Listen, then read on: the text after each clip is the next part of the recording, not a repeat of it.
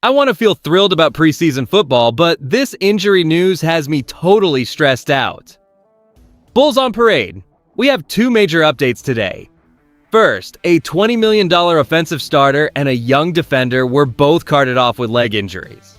Second, a fourth-year edge rusher just tore his Achilles. I will reveal who they are inside. Watch completely, subscribe for 4,000, and comment your city. Braden Smith and Ali Gay were both carted off the field after sustaining leg injuries on the very first play of our joint practice with the Carolina Panthers. Seeing two of our guys go down simultaneously is a gut punch, especially when they could not put any weight on those legs. According to Aaron Wilson, the medical staff had to share a cart to get them both inside for further evaluation. Braden Smith, who we signed this offseason on a 2-year, $20 million deal, was expected to lock down that right tackle spot while competing with Trent Brown.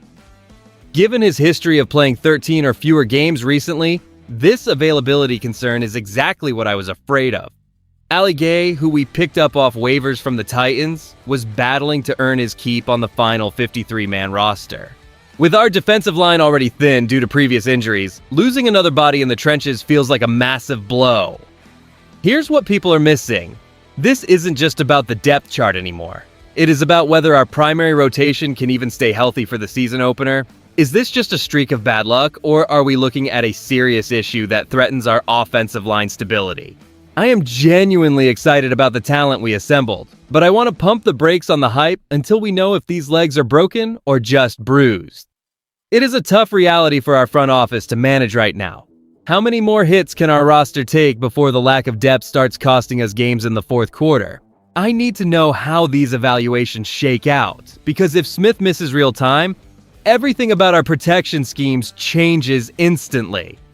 How does a simple joint practice session turn into such a nightmare for our roster depth in a single afternoon?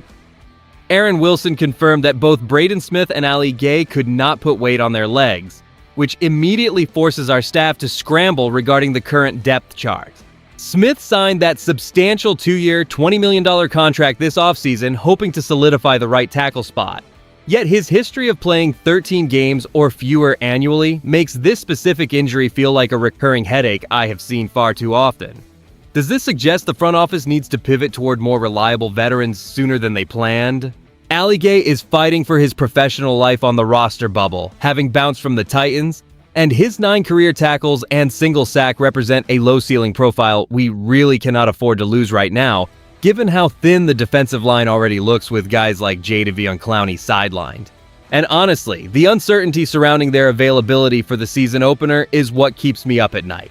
Because the X and O adjustments required if those linemen remain out for extended time are massive.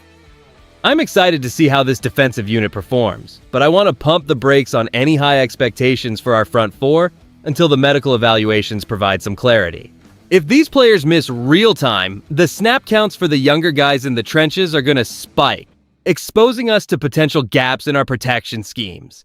Is it reasonable to expect our staff to patch these holes without impacting the total output of the offense, or are we staring at a major personnel crisis? I need to see how the team moves forward from this.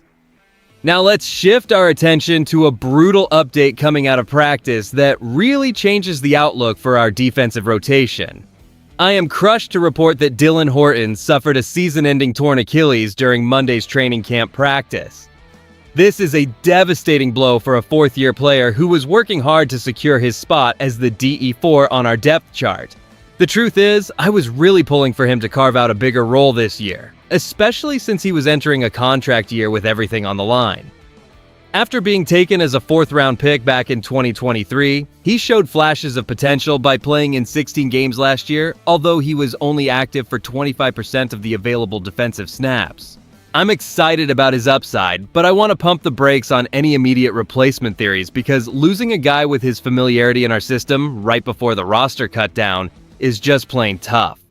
How are we supposed to replace that production when our depth behind guys like Will Anderson, Danielle Hunter, and Jadeveon Clowney is already looking thin?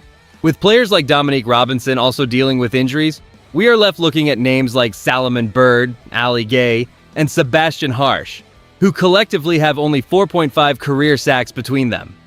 Does this lack of veteran presence in the trenches force our front office to act fast on the open market before the season kicks off? It feels like we are walking a tightrope with our pass rush depth right now. Losing a contributor at this stage is a nightmare scenario for any coaching staff, and I'm genuinely worried about how we hold up if our primary edge rushers need a breather during those early season battles. Losing a fourth-year contributor like this during the heat of training camp shifts the entire math for our defensive line rotation. While his 2025 campaign saw him active for only 25% of snaps, that limited window actually provided him a foundation to finally challenge for a permanent DE4 spot. Is relying on such a specific reserve rotation a dangerous game for our front office to play?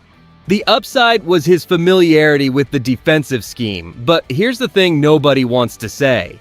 We are now left scrambling to address a gap in our pass rush that simply cannot be ignored before the final roster cutdown occurs. With veteran names like Jadeveon Clowney carrying their own injury concerns, the depth behind the primary edge rushers looks thin, forcing the spotlight onto unproven options like Salomon Byrd, Ali Gay, and Sebastian Harsh. These three individuals have managed only 4.5 combined career sacks between them, which makes the lack of proven production in our trenches a legitimate worry for any fan looking at the upcoming schedule. I'm excited to see if someone steps up from the current roster bubble, but I want to pump the brakes on assuming our defensive front remains as formidable without a veteran addition. My honest take here is that our management must look toward the open market for a reliable replacement immediately. Does it feel like we are asking too much of our young guys to suddenly hold the line against top offenses? The reality is that injuries are part of the game, yet losing someone right as they hit a contract year complicates our organizational depth chart significantly. I think the front office knows this better than anyone, so I expect them to explore potential trades or free agent signings before we reach the start of the regular season. When you put both of today's stories together, the picture for our Texans becomes clear. We are facing a brutal reality check regarding our depth in the trenches. These injuries reveal that our margin for error is non-existent. Losing Braden Smith and Ali Gay on the same day, combined with the season-ending news for Dylan Horton, creates a personnel vacuum that forces our front office into a corner. I am genuinely concerned about how this affects our protection schemes. And I'll be straight with you, relying on unproven names to anchor our defensive rotation feels like a gamble that could derail our early schedule. The long-term direction of this franchise depends on depth, and right now our roster is being tested at the worst possible time. Does the potential loss of Braden Smith for an extended period force a panicked search for a veteran replacement? Furthermore, are you comfortable trusting our current edge depth behind Will Anderson and Danielle Hunter to get consistent pressure on opposing quarterbacks?